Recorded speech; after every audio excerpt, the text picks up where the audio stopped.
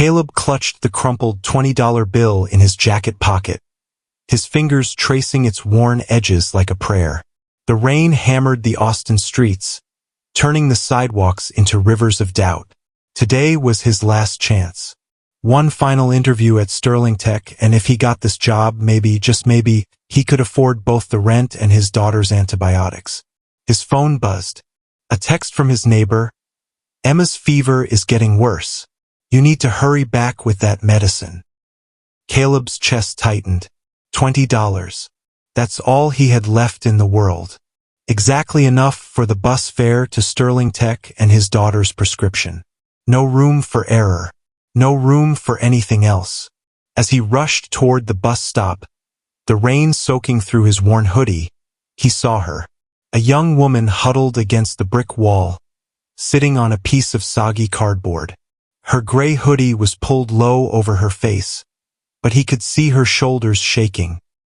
Not from the cold, but from silent tears that mixed with the rain streaming down her cheeks. Caleb slowed his steps. His eyes met hers for just a moment. Dark eyes filled with a hunger that went deeper than food. The kind of emptiness he recognized because he'd seen it in his own mirror. "Please," she whispered, her voice barely audible over the storm. "I haven't eaten in 2 days." Caleb stopped completely. His heart hammered against his ribs. The bus was coming. He could see its headlights cutting through the rain. His interview was in 30 minutes. Emma needed that medicine. But this girl, she looked like she might not survive another night on the streets. His hand found the 20 in his pocket. His daughter's medicine. His only shot at salvation. The bus pulled up with a screech of wet brakes. "Sir, you getting on?" the driver called out. Caleb looked at the girl, then at the bus, then back at the girl.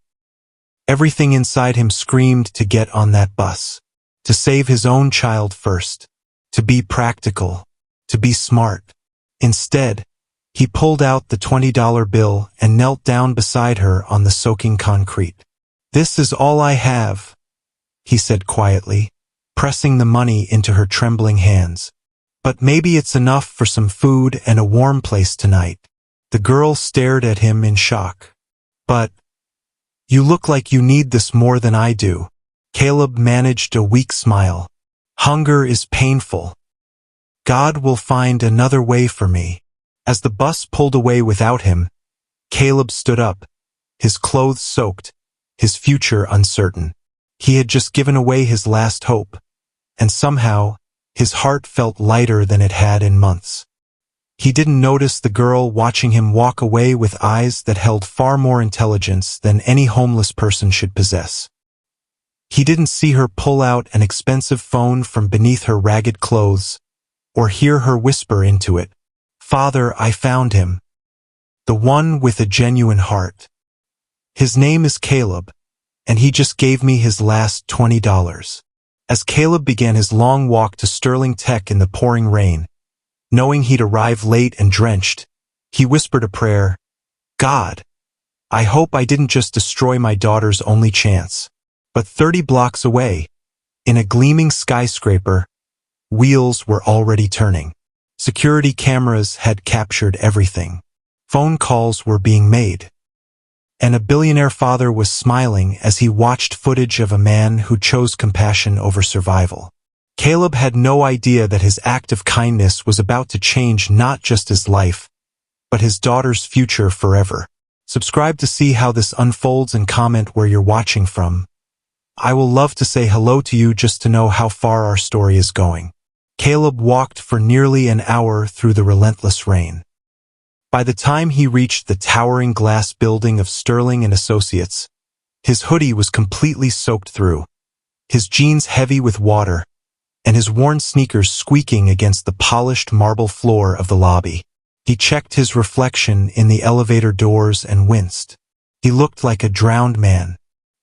His short-cropped dark hair was plastered to his forehead, and water dripped steadily from his sleeves, leaving a trail of small puddles behind him. The receptionist looked up from her desk and frowned immediately.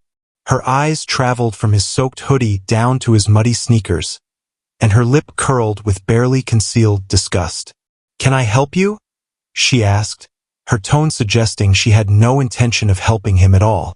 "Caleb Morrison," he said, trying to steady his voice. "I have a 10 o'clock interview with Mr. Sterling." The receptionist glanced at her computer screen, then back at him. "You're 43 minutes late, Mr. Morrison." "Mr. Sterling doesn't wait for anyone." Caleb's stomach dropped. "Please, I walked here. There was a situation, and I couldn't take the bus. If I could just explain to him." "Wait here," she interrupted coldly. She picked up her phone, dialed an extension, and spoke in hushed tones while eyeing Caleb like he was a stain on an expensive carpet. After a long, painful minute, she hung up and gestured toward a hallway. "Mr. Sterling will see you. Third door on the left." "But I wouldn't get your hopes up." Caleb nodded gratefully and walked down the corridor, his wet shoes squeaking with every step.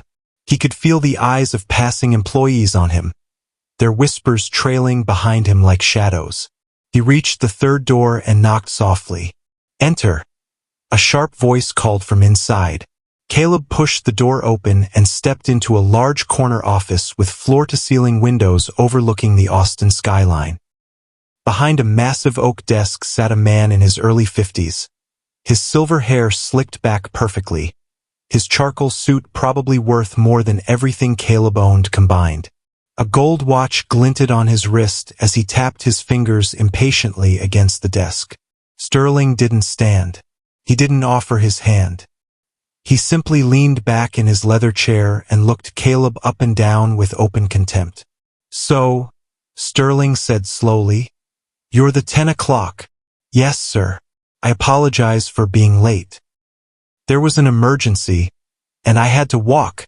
"Walk?" Sterling interrupted, his eyebrows rising. "You walked to a job interview at one of the most prestigious firms in Texas?" "I gave away my bus fare," Caleb admitted quietly. "There was a woman on the street who needed it more than I did." Sterling stared at him for a long moment. Then he laughed. It wasn't a warm laugh. It was cold and mocking, the kind of laugh that made Caleb's face burn with shame. "Let me understand this correctly," Sterling said, still chuckling. "You gave away your transportation money to some homeless beggar, and then you showed up to my office looking like a wet dog, nearly an hour late, expecting me to hire you?" Caleb straightened his shoulders despite the humiliation crawling up his spine. "Sir, I have 15 years of experience in operations management.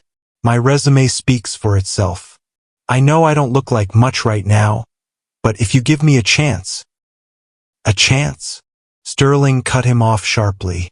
"Mr. Morrison, do you know how many qualified candidates I've seen this week? Candidates who arrived on time? Candidates who dressed appropriately? Candidates who didn't smell like wet pavement?" Caleb said nothing. His jaw tightened, but he kept his eyes steady on Sterling's face. Sterling leaned forward, his cold eyes narrowing. "Let me tell you something about the real world, Mr. Morrison. In business, perception is everything. You walk in here looking like a nobody, you get treated like a nobody. You walk in here acting like a loser, you are a loser. That's how this works. With respect, sir," Caleb said quietly, "I don't believe that helping someone in need makes me a loser." Sterling's expression hardened. "No? Then let me ask you this. Where is that $20 now? In some beggar's pocket. And where are you? Standing in my office soaking wet, with no job, no money, and no future." He stood slowly, buttoning his suit jacket with deliberate precision. "You think kindness pays the bills, Mr. Morrison? You think charity feeds your family?" Caleb's hands curled into fists at his sides, but he forced himself to remain calm. "I have a daughter, sir. She's sick. I need this job." Sterling smiled thinly. "Then perhaps you should have thought about her before you threw away your last dollar on a stranger." He walked around the desk and opened the office door, gesturing toward the hallway. "We're done here. Security will escort you out." Caleb didn't move immediately.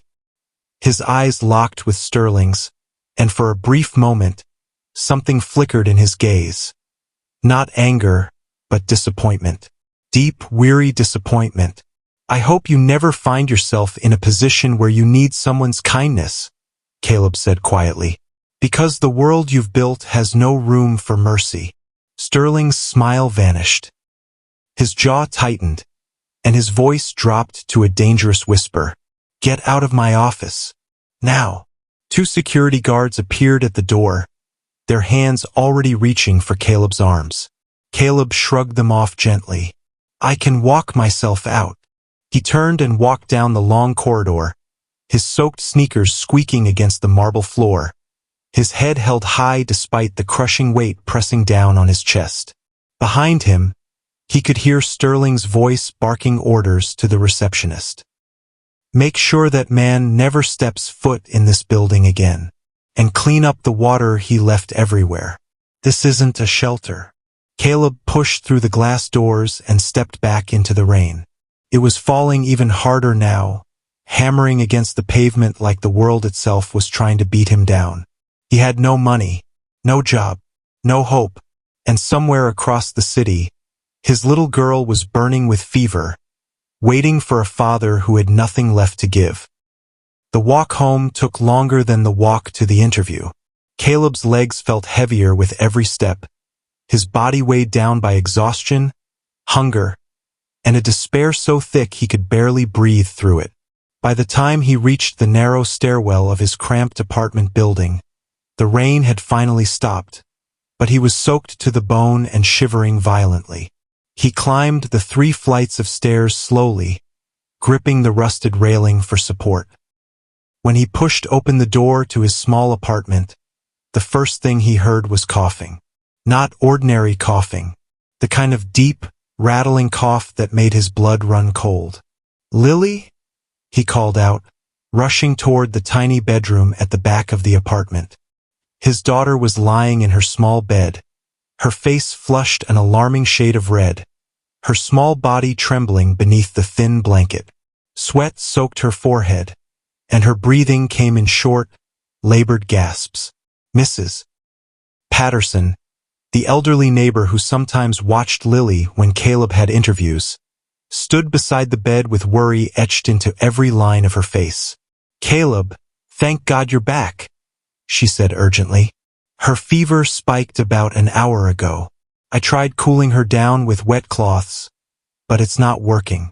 She needs a doctor. Caleb dropped to his knees beside the bed and pressed his hand against Lily's forehead. She was burning, hotter than she had been this morning, hotter than he had ever felt her. Daddy, Lily whispered weakly, her glassy eyes struggling to focus on his face. Did you get the job? Caleb's heart shattered into 1,000 pieces. He forced a smile onto his face. Even his tears threatened to spill from his eyes. Don't worry about that, sweetheart. Daddy's here now. Everything's going to be okay. But even as he said the words, he knew they were hollow. He had no money for medicine, no money for a doctor, no money for anything. He turned to Mrs. Patterson, his voice cracking. Do you have anything? Any children's medicine? Anything at all? The old woman shook her head sadly. I gave her the last of what I had this morning, Caleb. I'm so sorry. Caleb buried his face in his hands for a moment, fighting to hold himself together. He couldn't fall apart. Not now. Not when his daughter needed him. He stood abruptly and moved toward the kitchen, pulling open cabinets and drawers, searching desperately for anything he might have overlooked. A forgotten bill, some loose change, anything. There was nothing. He slammed the cabinet door shut, his breath coming in ragged gasps. The walls of the tiny apartment seemed to close in around him, suffocating him with their peeling paint and cracked plaster.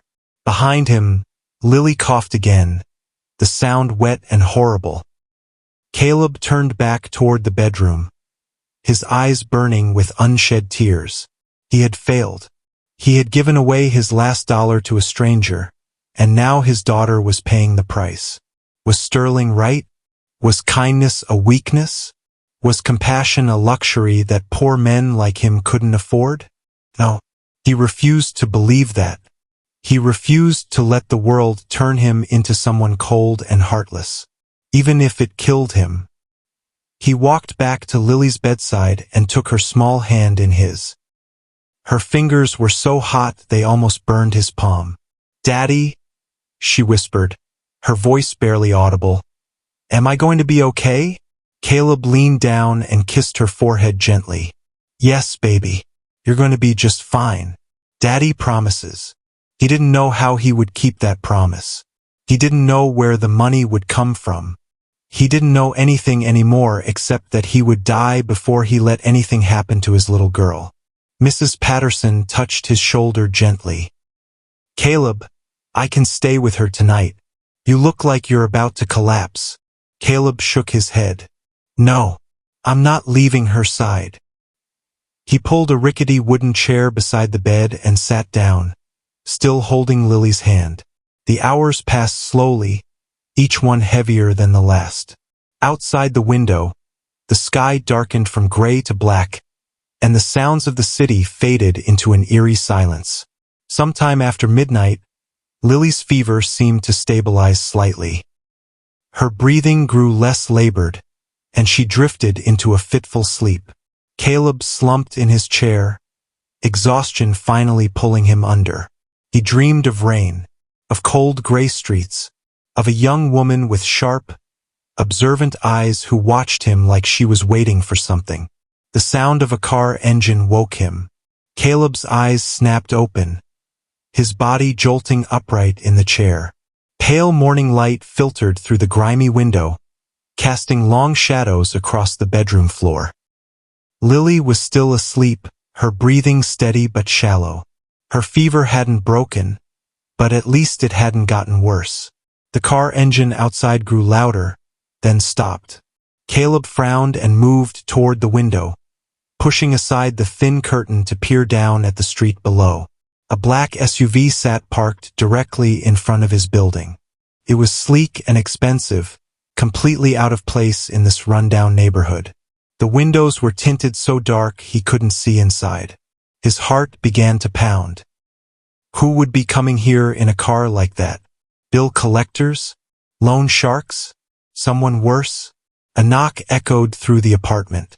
3 sharp raps against the front door. Caleb's breath caught in his throat. He glanced back at Lily, still sleeping peacefully, then moved slowly toward the door. He didn't open it immediately. Instead, he pressed his eye against the small peephole. A man stood in the hallway. He was tall and broad-shouldered, dressed in an immaculate black suit. His face was calm and professional, betraying nothing. "Mr. Caleb Morrison?" the man called through the door. "My name is David Chun. I'm an attorney. I need to speak with you. It's urgent." An attorney? Caleb's mind raced. Was he being sued? Evicted? What had he done now? He unlocked the door slowly and opened it just a crack, keeping his body positioned to block the entrance. "What do you want?" he asked warily. David Chin smiled politely. "May I come in, Mr. Morrison? I promise this won't take long, and I believe you'll want to hear what I have to say." Caleb hesitated. Every instinct told him to slam the door shut and barricade himself inside. But something in the attorney's calm demeanor made him pause. "Fine," he said finally, stepping aside. "But make it quick. My daughter is sick." David Chun entered the apartment, his polished shoes clicking against the worn wooden floor. His eyes swept briefly across the cramped space. The peeling wallpaper, the broken furniture, the bare cupboards, but his expression remained neutral. "I'm aware of your daughter's condition," David said, reaching into his briefcase. "That's actually why I'm here." He pulled out a crisp white envelope and handed it to Caleb. "What is this?" Caleb asked, taking the envelope with trembling hands. "Open it." Caleb tore the envelope open and pulled out several sheets of paper. His eyes scanned the documents, and his heart nearly stopped. It was a receipt, a medical receipt from Austin Children's Hospital. It detailed a comprehensive treatment plan for pediatric fever and respiratory infection, including emergency room care, medications, overnight observation, and follow-up visits. The total at the bottom was staggering, over $15,000. And stamped across the page in bold red letters were the words, "Paid in full." Caleb stared at the receipt, his hands shaking so badly he could barely hold the paper. "I don't understand. I couldn't. Who paid for this?" David Chen's expression remained calm. "An anonymous benefactor, Mr. Morrison. Someone who wishes to remain unnamed for now." "But why?" Caleb's voice cracked. "Why would anyone do this for me? I'm nobody. I have nothing." David reached into his briefcase again and pulled out a second envelope. "I was also instructed to give you this." Caleb took the envelope and opened it with trembling fingers. Inside was a handwritten note on elegant cream-colored stationery. The message was brief. "Your kindness did not go unnoticed. A car will arrive at your apartment tomorrow morning at 9 o'clock. Be ready. Your second chance is waiting." There was no signature, no name, no explanation. Caleb read the note 3 times, his mind spinning with confusion and disbelief. "I don't understand any of this. Who sent you? Who paid for my daughter's treatment?" David Chun smiled again, but this time there was warmth in his eyes. "All I can tell you, Mr. Morrison, is that sometimes the universe has a way of repaying genuine kindness. A medical team will arrive within the hour to transport your daughter to the hospital. She'll receive the best care available. Your only job right now is to be with her." Before Caleb could respond, David turned and walked toward the door.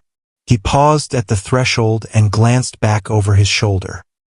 9 o'clock tomorrow, Mr. Morrison. Don't be late." Then he was gone, the door clicking shut behind him. Caleb stood alone in the middle of his cramped apartment, clutching the receipt and the mysterious note, tears streaming freely down his rugged face. He didn't understand what was happening. He didn't know who his mysterious benefactor was or what kind of second chance awaited him. But for the first time in months, he felt something he had almost forgotten how to feel. Hope. The next morning arrived faster than Caleb expected. True to David Chen's word, a medical team had arrived within the hour and transported Lily to Austin Children's Hospital. The doctors were kind and thorough, running tests and administering treatments that Caleb could never have afforded on his own. By nightfall, Lily's fever had finally broken, and she was resting peacefully in a clean hospital bed, surrounded by monitors and soft blankets. Caleb had spent the entire night at her bedside, holding her hand, watching her breathe, thanking God with every fiber of his being. But when 9 o'clock approached, he knew he had to leave. The mysterious note had promised a second chance, and he couldn't ignore it. Not after everything that had happened. Mrs. Patterson agreed to stay with Lily while he was gone. Caleb kissed his daughter's forehead gently, whispered a promise to return soon, and stepped out of the hospital into the bright morning sunlight. A black SUV was already waiting at the curb. The same sleek, expensive vehicle he had seen outside his apartment building. The rear door opened, and David Chun gestured for him to enter. "Good morning, Mr. Morrison. Please, get in." Caleb climbed into the SUV, his heart pounding with nervous anticipation. The interior was all leather and polished wood, more luxurious than any vehicle he had ever been inside. "Where are we going?" he asked as the car pulled away from the hospital. David smiled. "New York City, Vanguard Industries headquarters." Caleb blinked. "Vanguard Industries? The tech giant." "The very same. You have an interview scheduled with their executive team this afternoon." Caleb's jaw dropped. Vanguard Industries was one of the largest and most successful technology companies in the world. Their CEO was a reclusive billionaire whose name appeared regularly on Forbes lists and business magazine covers. "There must be some mistake," Caleb stammered. I never applied to Vanguard. I don't have the qualifications for. You were personally recommended, David interrupted smoothly, by someone whose opinion carries significant weight within the company. Who? Caleb demanded. Who recommended me? Was it the same person who paid for my daughter's treatment? David's expression remained maddeningly neutral. All will be revealed in time, Mr. Morrison. For now, I suggest you relax and prepare yourself. It's a long drive. The journey took several hours. Caleb spent most of it staring out the window, watching the landscape change from Texas suburbs to open highway to the towering skyline of New York City. His mind raced with questions he couldn't answer and possibilities he couldn't quite believe. When the SUV finally pulled up in front of Vanguard Industries headquarters, Caleb's breath caught in his throat. The building was enormous, a gleaming tower of glass and steel that stretched impossibly high into the clear blue sky. The lobby was visible through massive windows, all marble floors and modern art installations, and people in expensive suits moving with purpose and confidence. David opened the door for him. This is where I leave you, Mr. Morrison. Go to the reception desk and give them your name. They'll direct you from there. Caleb stepped out of the SUV, his legs unsteady. Thank you for everything. David nodded once. Good luck. The SUV pulled away, leaving Caleb standing alone on the sidewalk, staring up at the tower that seemed to pierce the heavens. He took a deep breath and walked through the revolving doors. Crystal chandeliers hung from vaulted ceilings. Security guards in crisp uniforms stood at attention near the elevators. Executives bustled past, speaking rapidly into phones or tapping on tablets. Caleb approached the reception desk, acutely aware of how out of place he looked in his simple clothes among all these polished professionals. Caleb Morrison, he said to the receptionist. I have an interview. The receptionist typed something into her computer, then smiled warmly. Yes, Mr. Morrison. You're expected. Please take the elevator to the 47th floor. Someone will meet you there. Caleb thanked her and walked toward the elevators. His finger was reaching for the call button when a familiar voice stopped him cold. Well, well, well. Look what the cat dragged in. Caleb turned slowly, his blood freezing in his veins. Sterling stood 10 feet away, dressed in another perfectly tailored suit, a leather briefcase in one hand and a smug smile on his face. But something was different. Sterling wasn't behind a massive oak desk in a corner office.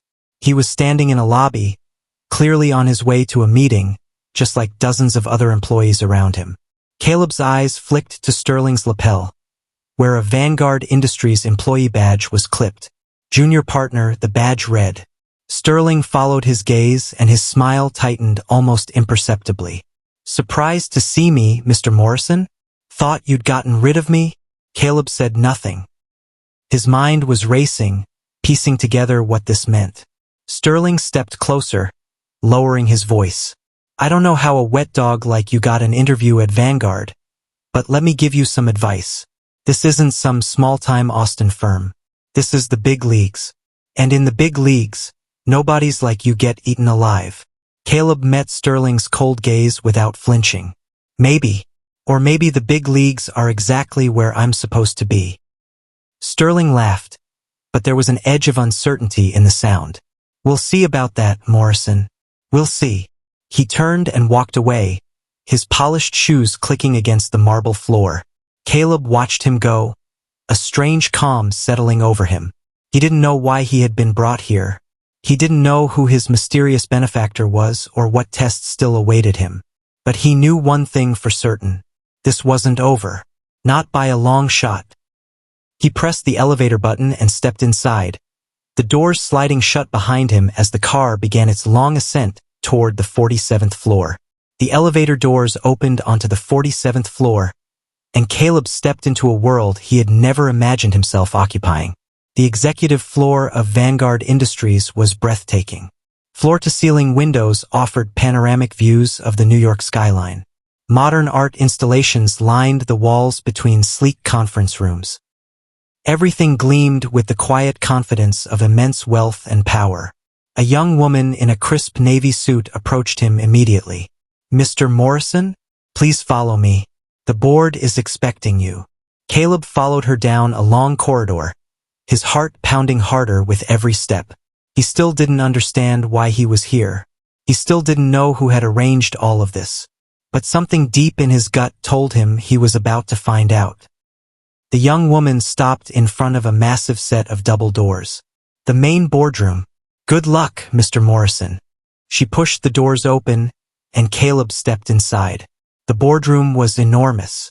A long glass table stretched across the center, surrounded by leather chairs occupied by men and women in expensive suits.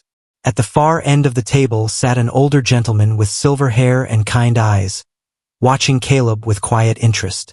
But Caleb barely noticed any of them. Because standing at the side of the room, his arms crossed and a triumphant smirk on his face, was Sterling. "There he is," Sterling announced loudly, gesturing toward Caleb. "The trespasser I was telling you about." The board members exchanged confused glances. The silver-haired gentleman at the head of the table raised an eyebrow. Sterling stepped forward, his voice dripping with satisfaction. "Ladies and gentlemen, I apologize for this disruption. This man showed up at my Austin office last week, soaking wet, nearly an hour late, smelling like a sewer. I had him removed by security. I have no idea how he got into this building, but I assure you he has no business being here." Caleb stood frozen in the doorway, his face burning with humiliation. The eyes of every board member were on him now, studying him like he was an insect under a microscope. Sterling turned to the silver-haired gentleman. "Mr. Thornton, with your permission, I'd like to have security escort this man out immediately. We can discuss pressing charges for trespassing afterward." Mr. Thornton, the legendary founder and CEO of Vanguard Industries, said nothing. His expression remained unreadable. Sterling took the silence as approval. He pulled out his phone and began dialing. "Security? Yes, this is Sterling. I need a team on the 47th floor immediately. We have an intruder in the main boardroom." Caleb's hands curled into fists at his sides. He wanted to defend himself, to explain that he had been invited here, that someone had paid for his daughter's treatment and sent a car for him. But the words wouldn't come. He felt like a drowning man, watching the water close over his head. The boardroom doors suddenly swung open behind him. Every head in the room turned, and Caleb's heart stopped. A young woman walked through the doors with quiet confidence. She was dressed simply, too simply for this gleaming corporate palace. She wore faded jeans, dark work boots, and a heavy gray hoodie that cast shadows across her pale, youthful face. The same gray hoodie from the rain-soaked street in Austin. The same sharp, observant eyes that had watched him walk away after he gave her his last $20. Caleb stared at her, his mind refusing to process what he was seeing. "You," he whispered. Serafina smiled gently. "Hello again, Mr. Morrison." Sterling's smirk vanished instantly. His phone slipped from his fingers and clattered against the glass table. "Serafina? What are you? Why are you dressed like a homeless beggar?" Serafina finished calmly. She walked past Caleb and took her place beside Mr. Thornton, who reached out and squeezed her hand with obvious affection. "Everyone," Mr. Thornton said, his voice deep and commanding, "I believe some of you have already met my daughter. For those who haven't, this is Serafina Thornton, Stanford graduate, Harvard MBA, and the future of this company." The board members shifted in their seats, confusion evident on their faces. Sterling looked like he was about to be sick. Serafina turned to face the room, her sharp eyes sweeping across the assembled executives before settling on Caleb. "For the past week," she began, "I have been living on the streets of Austin, Texas. No money, no identification, no safety net. Just a piece of cardboard, a gray hoodie, and the clothes on my back." She paused, letting the words sink in. "It was a social experiment, one that my father and I designed together." She glanced at Mr. Thornton, who nodded encouragingly. "You see, Vanguard Industries is about to undergo the largest expansion in its history. We're launching a new philanthropic division focused on medical care for underserved communities. And we needed to find someone to lead it. Someone with genuine integrity. Someone with a heart. She turned back to Caleb, her eyes softening. Do you know how many people walked past me during that week, Mr. Morrison? Hundreds. Thousands, maybe. Executives in expensive suits. Families with shopping bags full of luxury goods. Young professionals rushing to their important meetings. Her voice hardened slightly. Not one of them stopped. Not one of them looked me in the eye. Not one of them treated me like a human being. She stepped closer to Caleb, her gaze never wavering. And then you came along. A man with nothing. A man on his way to a job interview that could change his life. A man with a sick daughter at home and exactly $20 to his name. Her voice cracked slightly. And you gave it all to me, a complete stranger. Without hesitation. Without expectation. Without even knowing my name. Caleb's eyes burned with unshed tears. He remembered that moment so clearly. The rain hammering down. The young woman shivering on the cardboard. The crumpled $20 bill in his trembling hand. I tried to give it back, Serafina continued. I told you that you needed it more than I did. Do you remember what you said? Caleb swallowed hard. I said somebody once told me that kindness costs everything and nothing at the same time. Serafina smiled, tears glistening in her own eyes. And then you walked away. You walked 40 blocks in the pouring rain to an interview you were already late for. An interview where you were mocked and humiliated and thrown out like garbage. Her gaze shifted to Sterling, and her expression turned cold. By him. Sterling's face had gone pale. He took a step backward, his mouth opening and closing without sound. Mr. Thornton rose slowly from his seat. Despite his age, he was an imposing figure. Tall and broad-shouldered, with the quiet authority of a man who had built an empire from nothing. Mr. Sterling, he said calmly, I believe you have some explaining to do. Sterling's composure cracked. Sir, I don't know what Serafina told you, but I can assure you that my treatment of Mr. Morrison was entirely professional. He was late. He was inappropriately dressed. I simply maintained the standards of... The standards of what? Mr. Thornton interrupted. The standards of cruelty? The standards of contempt for those less fortunate than yourself. He pressed a button on the table, and a large screen on the wall flickered to life. Security footage began playing. Footage from Sterling's Austin office. The board members watched in silence as Sterling mocked Caleb's appearance, called him a nobody and a loser, and had him dragged out by security guards. You think kindness pays the bills, Mr. Morrison? Sterling's recorded voice sneered. You think charity feeds your family? Mr. Thornton pressed another button, and the footage changed. Now it showed Sterling in various locations, expensive restaurants, luxury car dealerships, exclusive clubs, always spending lavishly, always surrounded by excess. Our forensic accounting team has been investigating you for the past 3 months, Mr. Sterling, Mr. Thornton said quietly. Would you like to explain how a junior partner affords a lifestyle that exceeds his salary by approximately 400%? Sterling's face went from pale to ashen. Sir, I can explain. Can you explain the embezzlement? Mr. Thornton continued. The falsified expense reports? The kickbacks from vendors you personally approved? He shook his head slowly. Or perhaps you'd like to explain the dozens of complaints filed against you by administrative staff, cleaning crews, and security personnel. Complaints about verbal abuse. Complaints about harassment. Complaints about a man who treats anyone he perceives as beneath him like dirt under his shoes.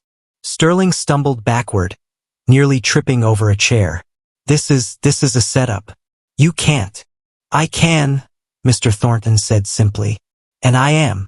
Security is waiting outside to escort you from the building. Your employment with Vanguard Industries is terminated, effective immediately. Our legal team will be in contact regarding the criminal charges. 2 security guards entered the boardroom and took positions on either side of Sterling. his face contorted with rage and humiliation as they gripped his arms. "This isn't over," Sterling snarled, his eyes fixed on Caleb. "You think you've won? You're still nobody. You're still nothing." Caleb met his gaze steadily. "Maybe, but I can sleep at night." Sterling was dragged from the boardroom, his protests echoing down the corridor until the doors swung shut behind him. Silence filled the room. Mr. Thornton turned to Caleb, his expression warm for the first time. "Mr. Morrison, please. Have a seat." Caleb walked slowly toward the table, still reeling from everything he had witnessed. He lowered himself into one of the leather chairs, his legs trembling beneath him. Mr. Thornton sat back down at the head of the table, Serafina taking her place beside him. "I built Vanguard Industries from nothing," Mr. Thornton began. 40 years ago, I was a young man with a dream and empty pockets. I know what it's like to be hungry. I know what it's like to be dismissed. I know what it's like to have the world tell you that you're worthless." He leaned forward, his eyes locking with Caleb's. "That's why I've spent my life trying to build something different. A company that values people over profits. A company that believes in giving back. A company that understands that true success isn't measured in dollars, but in the lives you touch along the way." He gestured toward Serafina. "My daughter shares that vision. When she proposed this social experiment, I'll admit I was skeptical. I didn't believe anyone would pass her test. I had grown cynical in my old age. Too many years of watching people choose greed over compassion." His voice softened. "But you proved me wrong, Mr. Morrison. You proved that there are still good people in this world. People who will sacrifice their last dollar for a stranger in need. People who will walk 40 blocks in the rain rather than turn their back on someone who is suffering." Mr. Thornton stood and extended his hand toward Caleb. "I would like to offer you a position at Vanguard Industries. Not a junior role. Not an entry-level position. I want you to be the head of operations for our new philanthropic medical wing. You'll oversee a budget of over $200 million annually. You'll build hospitals and clinics in underserved communities across the country. You'll make sure that no father ever has to choose between feeding his family and saving his child's life." Caleb stared at the outstretched hand, his mind spinning. "Sir, I'm not qualified for something like this. I don't have the education. I don't have the experience. I'm just a man with heart," Serafina interrupted gently. "That's what we need, Mr. Morrison. We have plenty of MBAs and spreadsheet analysts. What we don't have is someone who truly understands what it means to struggle. Someone who will fight for the people who have no one else to fight for them." She smiled at him, and for the first time, Caleb saw past the sharp, observant eyes to the warmth beneath. "You gave me your last $20, she said softly. "Now let me give you the world." Caleb's vision blurred with tears. He thought of Lily lying in her hospital bed. He thought of all the nights he had lain awake, wondering how he would keep her safe. He thought of the crushing weight of poverty and despair that had pressed down on him for so long. And he thought of that moment in the rain, when he had looked into a stranger's eyes and chosen kindness over survival. He reached out and shook Mr. Thornton's hand. "I accept." 6 months later, the Texas sun hung low on the horizon, painting the sky in shades of orange and gold.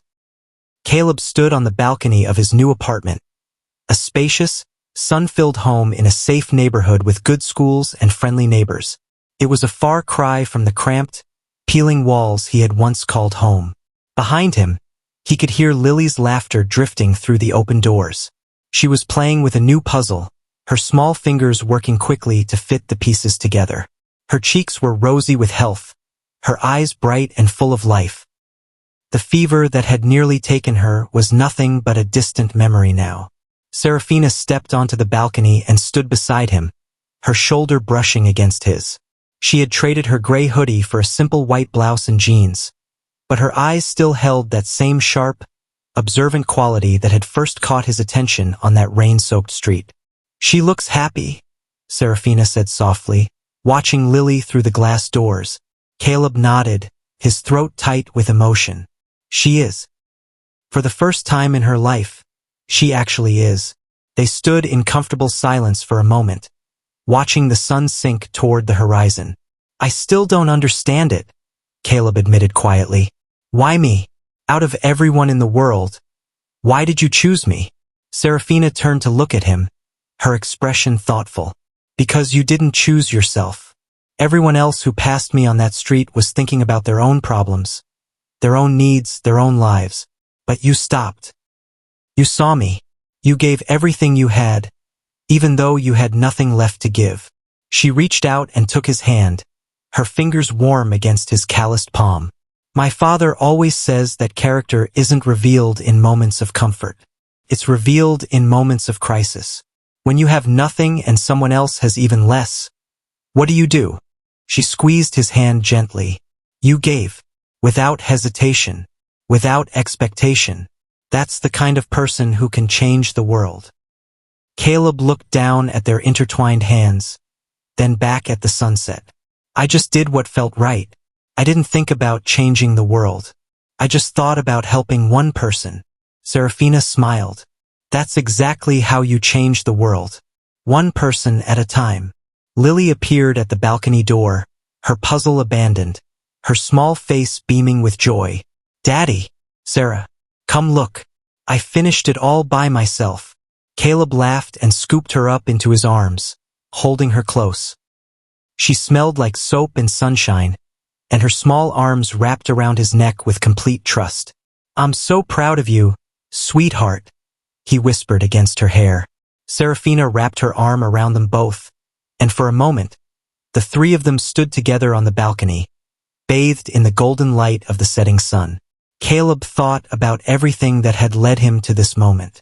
The desperation, the hunger, the humiliation, the $20 bill pressed into a stranger's cold palm. He had given away his last hope, and in return, he had received more than he ever could have imagined. Not just money, not just a job, but a family, purpose, a future.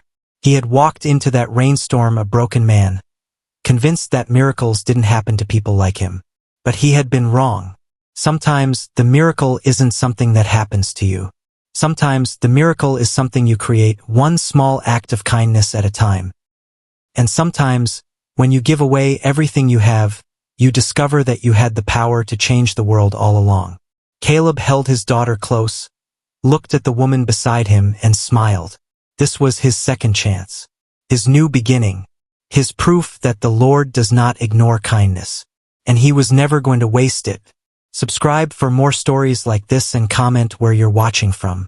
I would love to say hello to you just to know how far our story is going.